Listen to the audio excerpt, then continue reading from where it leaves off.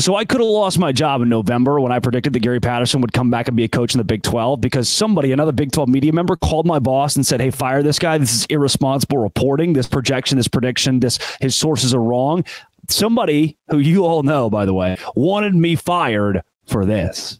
And now Gary Patterson, I didn't land the plane totally. He's not a head coach, but Gary Patterson is back coaching and in the Big 12. That prediction, the most watched video on this channel, was 100% true. Here's what I had to say in November. So Gary Patterson wants to return. The former TCU Horned Frogs football coach that brought them out of the tumultuous 90s and into the great era of the 2000s and the 2010s. One of the greats in every coaching conversation. You know, Arkansas would come open every 3 years. People, oh, Gary Patterson's going to go. And then Texas would come open. Oh, Gary Patterson. And A&M would come up. And oh, it's Gary's show. You either die a hero or live long enough to see yourself become the villain, because Patterson became the villain and was ultimately fired at TCU not too long. Excuse me. They mutually parted ways after winning 4 out of 5 bowl games from 2014 to 2018. Remember that great Peach Bowl, the Alamo Bowl, the other Alamo Bowl, and the Cheez-It. But things kind of went downhill. Listen to this. Listen to this. Gary Patterson's last stretch, 2016 to 2021, which is, I say last stretch. That for most people, that's a whole career to place. But for him, that was just the last quarter of him being at TCU. He goes 6-7 in 2016 with a loss in the Liberty Bowl. Then rattles off 11-3, that very impressive 2017 team, 7-2 in Big 12 play, wins the Alamo Bowl, finishes in the top 10. So that's good. He also, mind you, in that 4-year span there, 3 of those finishes in the top 10. But I want to start in 2016 because where you first start to see things kind of crack. The first couple of years in the Big 12 were not easy. They struggled there. Then they picked it up. They were good again. And then bam, 6-7. You're going, oh, it's 6-7. Is that, well, they bounced back with 11-3. Can you build on it? No. 7-6 in 2018. Then here we really go downhill. 5-7 in 2019. Misses a bowl game for the first time since 2013. Misses, he goes to the bowl game in 2020 because he has that COVID thing, but they don't play it because Arkansas says no. They finish at 6-4. Then in 2021, they go 3-5. You sit back and you think, dang, Gary hasn't won more than 7 games since 2018. Three straight seasons of less than 7 wins. That 2020 season thrown in there as well. And then you bring it back to 2016. He's only had one season from 2016 to 2021 with over 7 wins, and that was that 11-3 year. Is that good enough to buy him more time at TCU? I think some would have argued yes, but at the same time, you either die a hero or live long enough to see yourself become the villain. It's exactly what Gary Patterson did. Breaking down the end of his TCU career is just to show that he's a coach that was on the downtrend. It was on the downtrend. And then it wasn't Gary Patterson just got fired. His resume is so good that he's going to go to a big program. He's going to go coach another program. No, it was, you can be assistant to the head coach at Texas. That's the last job he had. Then he goes on a radio show this week in Waco, Texas, the Matt Mosley Show on ESPN Central Texas, and says, you know what, Matt?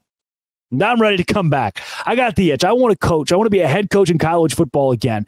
And now my little brain starts firing. TCU fires Gary Patterson just for him to go to Baylor University 3 years later.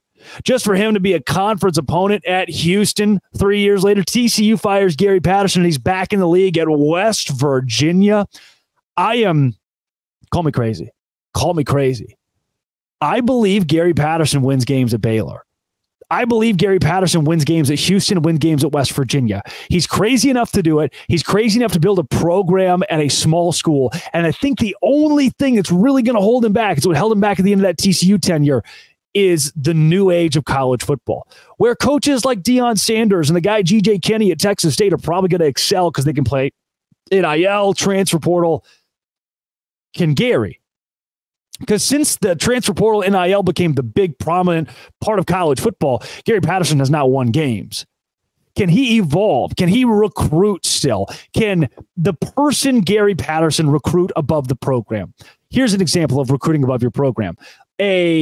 If a Nick Saban goes from Alabama to Kent State tomorrow, he is going to pick up 5-star players. He's just like, you know what? I'm going to go back to Kent State. He will pick up 5-star players immediately who just want to play for the NFL, NFL curator Nick Saban.